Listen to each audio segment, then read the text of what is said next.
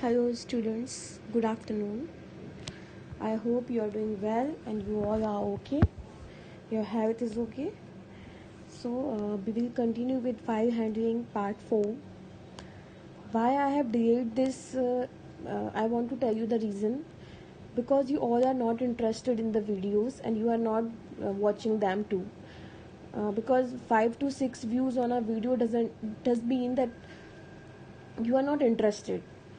Okay, so I want to discontinue this summer course after this video because we have completed 5 chapters already, and if you are not interested, it is not a meaning to make these videos for me too and for you too. So bear with me for this part only, and I hope you will revise all these videos in your summer vacation. After summer vacation we will start with chapter 6. Okay, so move to the next slide. Introduction to CSV file. Today we are talking about CSV files because when I started in part 1, I already told you about file handling, that this has 3 sub parts in your unit. This is text files, binary files and CSV files.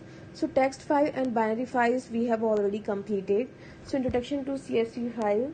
CSV file, CSV, the full form of CSV is comma separated values. It means the values which are written using comma. It means if I am writing my name and my age and I am putting comma between them, so these are comma separated values. It is used to store tabular data such as a spreadsheet or database. A spreadsheet means Excel sheet, MS Excel which you use, and database you can make in MS Access. This is a tool to make database. A CSV file stores tabular data, numbers and text in plain text. So whatever it is, number and the text, it will save the data in plain text format. Each line of the file is a data record. Okay, each line of the file is a data record. तो data record देखिए, this is written here or this is written here. First आप यहाँ पे देखिए, this is a spreadsheet or this is, you can say, database. 102 ABC 30. If I will talk about it, then it is a record of a person whose employee ID is 102, whose name is ABC and whose age is 30. Each record consists of one or more fields separated by commas. The use of the comma as a field separator is the source of the name for this file format. So why do we call this CSV comma separated? Because we use the comma as a field separator. Field means column. Database, you have you have little idea about database because you have already read so much things about database in class 11th. So field means column. So when two columns are separated by comma, it is called a CSV file. Move forward. A CSV format is one of the simplest and common ways to store tabular data. To represent a CSV file, it must be saved with .csv file extension. .csv file extension, it means your file name should be ABC is your file name, suppose, then .csv. If you open the above CSV file using a text editor, ठीक है, text editor जैसे Sublime Text करके अगर कोई text editor है, then you will see this type, ठीक है, employee ID comma age, then comma you can see here, and और यहाँ पे आपका ये database format है, यहाँ पे आपने ये इस तरह से दिखाई देगा. As you can see, the elements of a CSV file are separated by commas. Here comma is the delimiter. Delimiter ये क्या होता है, जैसे आपको टेक्स्ट फाइल में बताया था कि जहाँ पे आपका डॉट लग जाता है वहाँ पे वो समझता है कि आपकी लाइन खत्म हो गई है, ठीक है, वो डिलिमिटर होता है, एंड ऑफ लाइन. तो ऐसे ही ये भी एंड ऑफ फील्ड समझता है कॉमा को. Okay,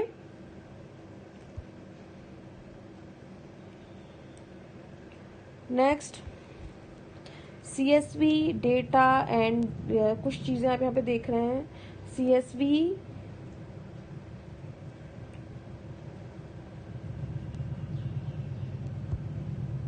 CSV data spreadsheet database. तो CSV फाइल का जो डेटा होता है it is stored in spreadsheet और database in this format, column 1 name, column 2 name, column 3 name, then first row data 1 2 3, second row, और यहाँ पे आप कॉमा देख रहे हैं, ठीक है, जो यहाँ पे दिखाई दे रहा है आपको, this is the same format. CSV files are normally created by programs that handle large amounts of data. They are a convenient way to export data from spreadsheet and databases as well as import or use it in other programs. तो आप इसको easily दूसरे programme में भी use कर सकते हैं। और आपको एक्सपोर्ट इम्पोर्ट समझते हैं, इम्पोर्ट मतलब इसके अंदर कोई डेटा डालना और एक्सपोर्ट मतलब यहाँ से कोई डेटा लेना। To perform read and write operation on CSV file, we use CSV module. Like in binary files, we use pickle module. ठीक है? In the same way, OS module we have already used. In the same way, we are using CSV module here. So whenever we are dealing with CSV files, then you will have to first write import CSV, read from a CSV file, and write into a CSV file. So whenever you are reading from a CSV file, then you will have to use the method reader, and whenever you are writing into a CSV file you have to use the method write row or write rows. Write row method definitely it will be used for writing a single row, and write rows method will be used for writing multiple rows. Open or closing a CSV file. How do we open? So open function you already know, in so many files you have used, this is the same thing. You will open a CSV file. The difference is just you have to write the file name .csv. In other things like text file, binary file, you were using any file like abc.txt file, but only the mode was changing. Like if you are using it in read mode but it is a binary file, then you will write rb, but here you don't have to write b or anything, just CSV file name is changed because it's automatically having .csv extension. So there are two ways to open a file: simple open function or using with open, the same thing, file का नाम, access mode as file variable or file handle. You already know this is called file variable. Whatever you use here, FA कुछ भी आप use करेंगे, it is called file variable या file handle या file object. Example देखो यहाँ पे, अब आपको क्लोज करना है तो कैसे करेंगे, क्लोज फंक्शन यूज करेंगे। एग्जाम्पल देखिए यहाँ पे इंपोर्ट किया है CSV, then how they have open the file function, file open exambina.csv and R meaning read mode. So you have not written B here, RB or anything here, just R means write mode, and exambina.csv it itself says that you are working on a CSV file.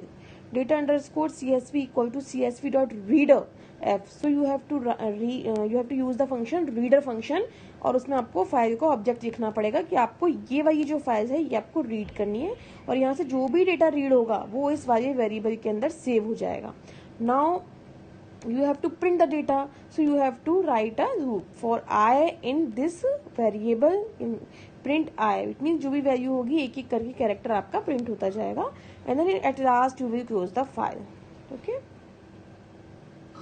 reading CSV files using CSV.reader, same thing again. You can see suppose we have a CSV, इसमें example आपको बताया, suppose we have a CSV file name emp.csv। अब देखो आपकी एक file बनी हुई है, सपोज कीजिए emp.csv, ठीक है, और उसमें ये एंट्री है, एम्प्लॉय आईडी, नेम, एज, और उसमें 2 एंट्रीज दी हुई है। Then CSV.reader is used to read the file which returns an iterable reader object.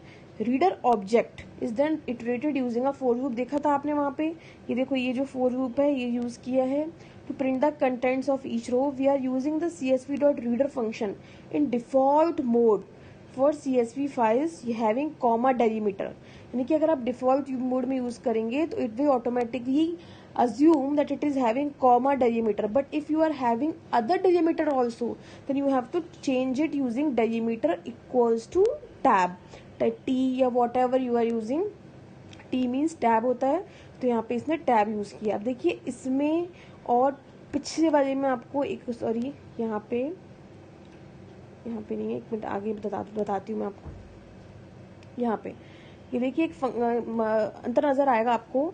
यहाँ पे एफ लिखा है आपने सिंपल, ठीक है, और यहाँ पे आपने कोई डेलीमीटर यूज नहीं किया, तो आपको कॉमा समझ के आराम से दे रहा है कि भाई कॉमा है डेलीमीटर में।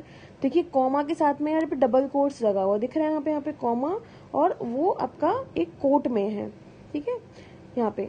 अब ये देखिए यहाँ पे, लेकिन यहाँ पे ऐसा कुछ नहीं, यहाँ पे सिंगल कॉमा कॉमा कॉमा, क्योंकि अब ये कॉमा किसके लिए, इनको सेपरेट करने के लिए, ये डेलीमीटर नहीं है, ये CSV फाइल का डेलीमीटर नहीं है। अब डेलीमीटर क्या है हमारा, टैब, तो यहाँ से यहाँ तक का जो स्पेस उसने दिया है, जैसे यहाँ से यहाँ तक, फिर यहाँ से यहाँ तक, फिर यहाँ से यहाँ तक, फिर यहाँ से यहाँ तक, तो ये जो है आपका वो डेलीमीटर है टैब, ठीक है। तो आपने टैब डेलीमीटर चेंज किया है और बाकी चीजें सेम है। तो ये आपको समझाने के यहाँ पे दिया गया है कि देखो इसमें और इसमें क्या डिफरेंस है, आप आराम से देख सकते हैं। इसमें सिंपल F5 ऑब्जेक्ट यूज किया है, डिफॉल्ट मोड यूज किया है, तो क्या डिफरेंस है, और जब T मतलब टैब यूज किया है तो क्या डिफरेंस है। How do we write into a CSV file, CSV.WriteRow, ठीक है। द CSV.Writer फंक्शन आप यूज करते हैं, returns a writer object that converts the user's data into a delimited strings, ठीक है। तो जो आपका यूजर का डेटा है जब हमको मिलता है एक डिलिमिटेड स्ट्रिंग बदलने की, आपको you have to use CSV.Writer function. String can later be use to write into CSV files using, देखो अब जो यूजर आपको दे रहा है वो तो सिंपल फॉर्मेट में देगा, बट आपको उसको CSV फॉर्मेट में चेंज करना है, तो आपको CSV.Writer यूज कर, देखो यहाँ पे क्या किया है इसने, विद ओपन फंक्शन यूज किया है, इसका नाम है फाइल का, देन राइट मोड है, एंड न्यू लाइन करके कैरेक्टर दिया है, ठीक है, इसको जरूरी नहीं है इसको यूज करना, और एज फाइल आपने फाइल करके ये एफ की जगह फाइल यहाँ पे लिखा है, CSV.Writer फाइल, और ये writer equal to CSV.Writer file, it means आपने फाइल का एक राइटर बना दिया है। अब writer.WriteRow करके आपको हर रो टाइप करानी पड़ेगी, मतलब आपकी फाइल में राइट करने के लिए आपको writer.WriteRow करके लिखना पड़ेगा। और देखिए कैसे लिखा है, एक लिस्ट की फॉर्मेट में लिखा है, सब पे डबल कोट आपका आया हुआ है, क्योंकि ये स्ट्रिंग है और स्ट्रिंग नहीं होता है इस पे डबल कोट नहीं है, ठीक है, बाकी सब पे कॉमा लगा के डबल कोट पे लिखा हुआ है, तो ये अपने आप सेव हो जाएगा यहाँ पे, ठीक है, राइट हो जाएगा। और राइट रोज कैसे करेंगे, if we need to write the contents of the 2 dimensional list, यानी कि आप देखो ये जो लिस्ट है, ये देखिए ये पूरी इसने क्या किया है, ये तीनों एक साथ इसने एक लिस्ट बना दी, यानी कि एक लिस्ट के अंदर 3 लिस्ट बना दी इसने, ठीक है। अब ये 3 लिस्ट में 3 चीजें आ गई आपकी अलग अलग, ठीक है, पहली रो, सेकंड रो, थर्ड रो। अब इनको एक साथ आपको फाइल में करना है, तो विद ओपन सेम सब कुछ वही किया है, राइटर इक्वल टू CSV.Writer किया है, बट writer.WriteRow और सिंपल एल क्या करेगा, एल आपका यहाँ पे, ठीक है, ये पूरा जो आपके है ये इकट्ठा इसको एक ही बार में लिख देगा, ओके। सो थैंक यू, इसमें इतना सा ही है, आपका बहुत शॉर्ट टॉपिक है ये। So I hope you will read or watch all the videos and make your notes, and I know you will want to enjoy summer vacation, so I have to discontinue this because I am not encouraged to do thing, क्योंकि आप encouragement के लिए कुछ नहीं कर रहे हैं ना, कुछ आप खुद पढ़ नहीं रहे हैं, कुछ नहीं कर रहे हैं, but whatever it is on your mind, so please keep with it. Okay, bye, thank you, take care.